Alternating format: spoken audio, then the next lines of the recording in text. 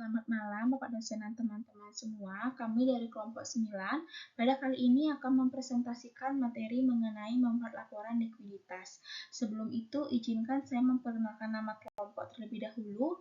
Saya sendiri Nimandi Regina Prasmangi dengan absen 11 dan teman saya Erminia Verena Jamu dengan absen 19.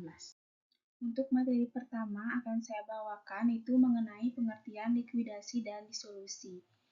Likuidasi adalah berhentinya kegiatan operasi perusahaan atau pembubaran usaha secara keseluruhan dengan menjual sebagian atau seluruh aktivitas perusahaan, membayar semua utang pajak, kewajiban pada pihak ketiga, dan sisanya dibagikan kepada para sekutu sesuai dengan rasio laba atau rugi. Adapun disolusi persekutuan yaitu berubahnya para hubungan sekutu yang menyebabkan berhentinya persekutuan sebagai entitas hukum. Pada disolusi, entitas persekutuan bisa berjalan terus jika ada perjanjian baru. Ketika persekutuan secara hukum resmi disolusi, baik dengan masuknya sekutu baru atau dengan pengunduran diri atau meninggalnya sekutu lama, suatu perjanjian persekutuan baru perlu dibuat untuk kelanjutan usaha persekutuan. Selanjutnya ada proses likuidasi. Pada umumnya, likuidasi persekutuan menyangkut hal-hal sebagai berikut. Yang pertama, mengkonversi aktiva non-kas menjadi kas. Yang kedua, mengakui keuntungan dan kerugian dan biaya likuidasi yang timbul selama masa likuidasi. Yang ketiga, menyelesaikan seluruh kewajiban. Dan yang keempat, mendistribusikan kas kepada sekutu berdasarkan saldo akhir kas mereka. Penjelasan umum mengenai proses likuidasi mengasumsikan bahwa persekutuan mampu membayar hutang-hutangnya. Dengan kata lain, aktiva yang dimiliki melebihi kewajiban. Aturan dalam mendistribusikan aktiva dalam likuidasi persekutuan dibuat bertingkat sesuai dengan prioritas sebagai berikut. Yang pertama ada jumlah yang dipinjam dari kreditur yang bukan sekutu. Yang kedua, jumlah yang dipinjam dari sekutu selain untuk modal dan laba. Dan yang ketiga, jumlah yang harus diberikan kepada sekutu sesuai kepemilikannya. Selanjutnya, ada likuidasi persekutuan sederhana. Likuidasi persekutuan yang sederhana mengkonversi seluruh aktiva sekutu menjadi kas dan mendistribusikan kas kepada sekutu pada penyisihan akhir persekutuan. Jumlah kas yang didistribusikan kepada sekutu sama dengan saldo modal masing-masing setelah seluruh kerugian yang terjadi dari likuidasi diakui. Kerugian selama likuidasi dibebankan langsung ke perkiraan modal. Rasio pembagian laba dan rugi digunakan selama likuidasi kecuali jika perjanjian persekutuan menyebutkan metode pembagian laba dan rugi yang lain selama likuidasi.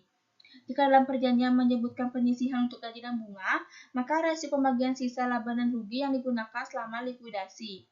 Ini dikarenakan keuntungan dan kerugian atas likuidasi merupakan penyesuaian atas laba sebelumnya yang akan dibagikan kepada rasio pembagian laba sisa jika setelah diakui sebelum disolusi.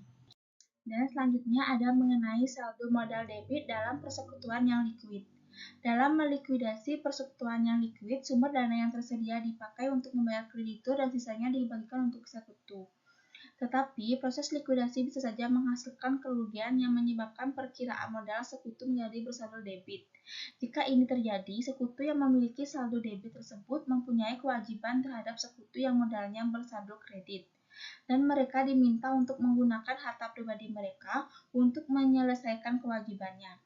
Dan apabila sekutu yang memiliki saldo debit tidak memiliki harta pribadi, maka sekutu yang masih memiliki kekayaan diasumsikan rugi sebesar saldo debit. Kerugian ini dibagi berdasarkan rasio pembagian laba dan rugi.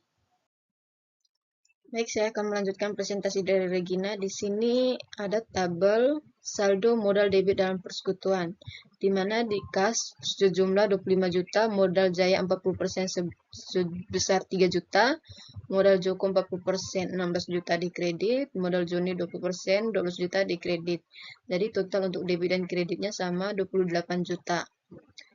Apabila Jaya secara pribadi mampu membayar untuk menutupi saldo debitnya, maka ia harus membayar sebesar 3 juta kepada persekutuan. Pembayarannya akan menaikkan kas menjadi 28 juta, yang nantinya akan didistribusikan kepada Joko dan Joni pada akhir likuidasi. Jika Jaya tidak mampu membayar untuk menutupi saldo debitnya, maka jumlah itu dianggap rugi dan dibebankan ke Joko dan Joni menurut rasio pembagian laba dan rugi. Rugi yang dibebankan ke Joko sebesar 2 juta, di mana 2 juta ini dapat dari 3 juta dikali 0,4 dibagi 0,6. Dan untuk Joni sebesar 1 juta, di mana 1 juta ini dapat dari 3 juta dikali 0,2 dibagi 0,6. Dalam hal ini, kas sebesar 25 juta dibagikan kepada Joko sejumlah 14 juta dan Joni sejumlah 11 juta. Yang berikutnya penerapan schedule pembayaran aman. Asumsikan persekutuan Budi, Mina, dan Nani sedang dalam proses likuidasi dan saldo perkiraan mereka, di mana di sini di debitnya itu ada kas, piutang Mina, tanah, dan bangunan neto.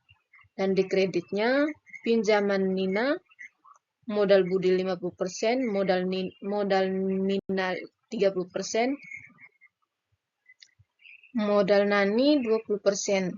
Jadi jumlah debit dan kreditnya itu sama 250 juta. Seluruh kewajiban selain kepada sekutu telah dibayar dan para sekutu memperkirakan penjualan tanah dan bangunan akan memakan waktu beberapa bulan. Maka dari itu mereka sepakat bahwa seluruh kas yang ada di tangan di luar 10 juta untuk menutupi biaya dan kontingensi harus didistribusikan secepatnya. Dengan informasi ini, schedule pembayaran aman dipersiapkan untuk menentukan jumlah kas yang biasa didistribusikan secara aman untuk tiap sekutu.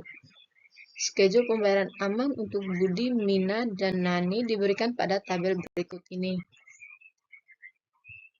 Di sini ada tabelnya persekutuan Budi, Mina, dan Nani, schedule pembayaran yang aman.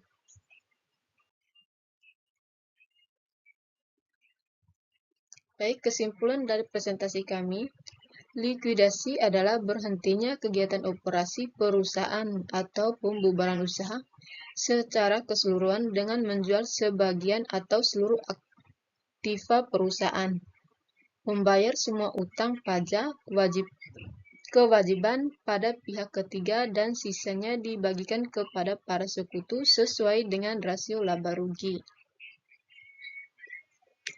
Disolusi persekutuan menurut undang-undang adalah perubahan pada hubungan sekutu ketika ada sekutu yang tidak lagi terlibat dalam menjalankan usaha yang berbeda dengan penyelesaian atau winding up usaha tersebut atau bagian 29 undang-undang. Disolusi persekutuan adalah perubahnya para hubungan sekutu yang menyebabkan berhentinya persekutuan sebagai entitas hukum. Pada disolusi, entitas persekutuan bisa berjalan terus jika ada perjanjian baru. Ketika persekutuan secara hukum resmi disolusi, baik dengan masuknya sekutu baru atau dengan pengunduran diri, atau meninggalnya sekutu lama, suatu perjanjian persekutuan baru perlu dibuat untuk kelanjutan usaha persekutuan. Umumnya proses likuidasi suatu bisnis memakan waktu yang cukup panjang, dan kas mungkin akan tersedia untuk distribusikan kepada sekutu setelah kewajiban dibayar, tetapi sebelum aktiva non-kas dikonversi menjadi kas. Apabila sekutu memutuskan untuk mendistribusikan kas yang tersedia sebelum seluruh aktiva non-kas yang dijual atau sebelum keuntungan atau kerugian diakui, maka akan timbul pernyataan mengenai beberapa banyak kas yang biasa didistribusikan secara aman kepada masing-masing sekutu. Baik, sekian presentasi dari kelompok kami. Jika ada salah kata dalam penyampaian materi, kami mohon maaf, dan jika ada pertanyaan bisa diketik di dalam kolom komentar, dan kami tutup dengan selamat malam dan terima kasih.